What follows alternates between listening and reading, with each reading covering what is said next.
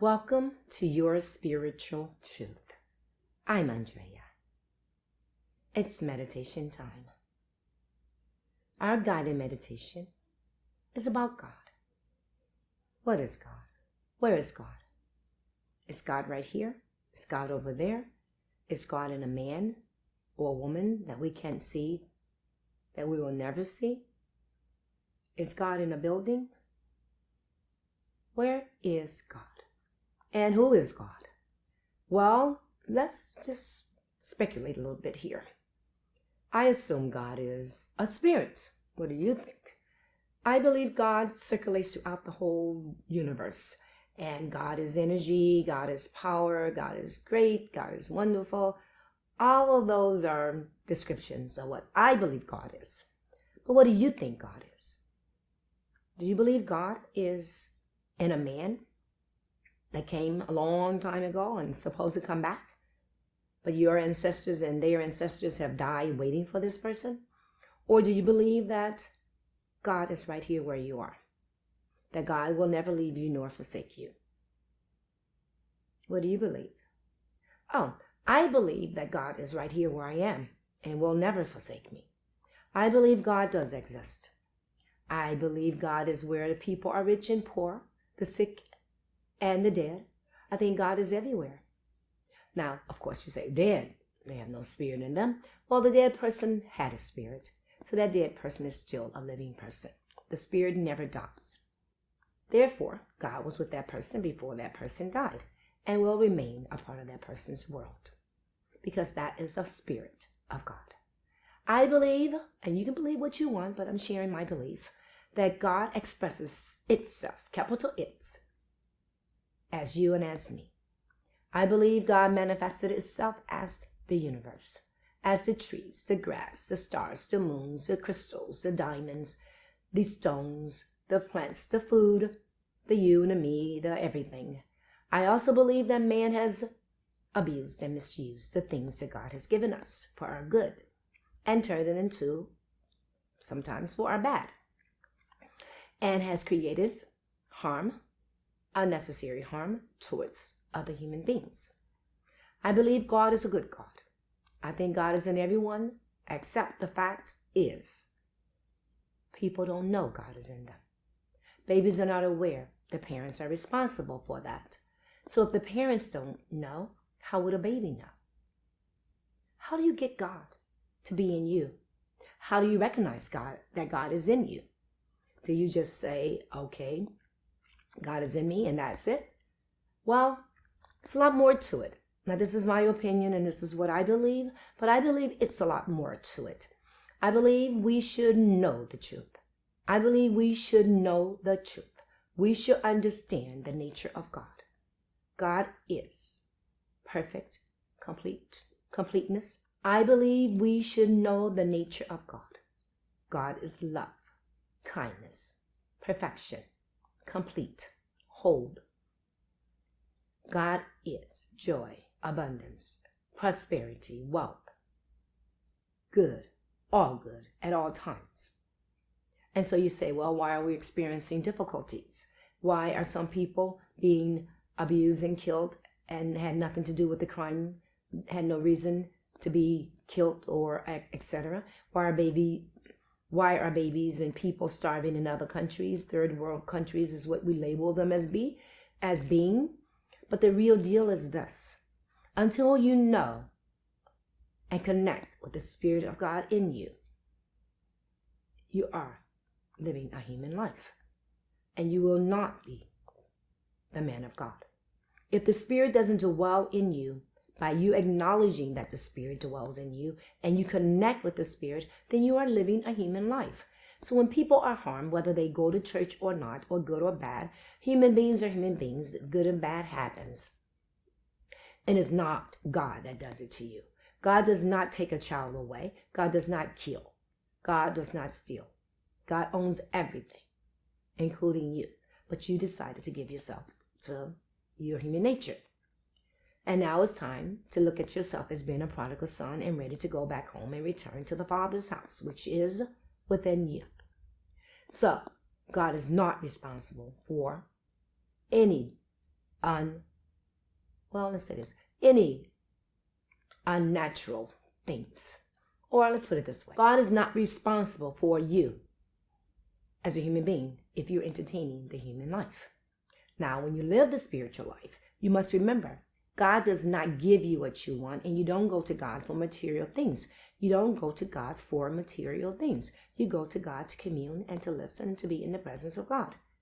And in God's presence is fullness of life. That's where you want to be. The promise is, I have come that you might have life and have life more abundantly. The I that Jesus spoke of was the I that I am, that I that was in Moses, that I that was in Elijah, that I that was in Jacob, that I, that only I, the Christ I, the spiritual I, the God I, the big I, not the little I. So therefore, the statements that Jesus made, I can of my own self do nothing, he was talking about Jesus. He couldn't. But when he said, I have come that you might have life and have it more abundantly, he realized and understood the nature of God as the I within him, because he made his connection. It's time to make your connection. It's time that you focus, refocus, and realize God is totally good. And whatever is happening in this world, whatever disharmony we're having, is not of God. And if it were of God, you would be able to bounce back so fast and look at it and say, wow, thank you. I've learned a lot from that, and it has set me ahead of the game. Because that is the only way God will work. God will not destroy his children. God will not leave you and forsake you. So let's meditate. Turn within and listen to God speak. Let's meditate, please. Turn within and listen to God speak. Do not entertain the thoughts that are coming. They will come. Let them come and let them go. Just don't entertain them. Leave them alone. Don't feed them. Don't nourish them. They may be good. They may be bad. But no, do not entertain them. While you're meditating with your eyes closed, if you feel like smiling, smile. Give joy. Fill yourself with love. And then when you're finished meditating, give thanks. And go out in the world and conquer. Conquer with love in your heart. And when you greet people, greet them silently with love in your heart. Say to yourself, I love you. And just remember, you're loving the Christ in them, the Spirit of God in them. You're not loving the man because a human being would turn you off. You don't want that. That's why you want to entertain only the Spirit of God in that person. Got it? Great. Thank you. Thank you so much. Now let's close our eyes and meditate.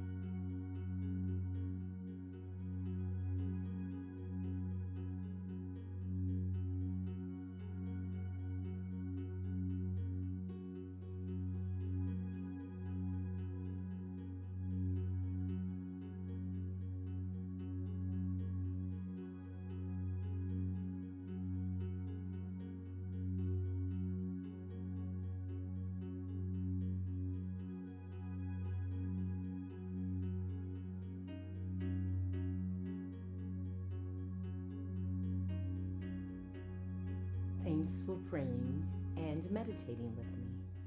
To God be the glory. To God be the glory.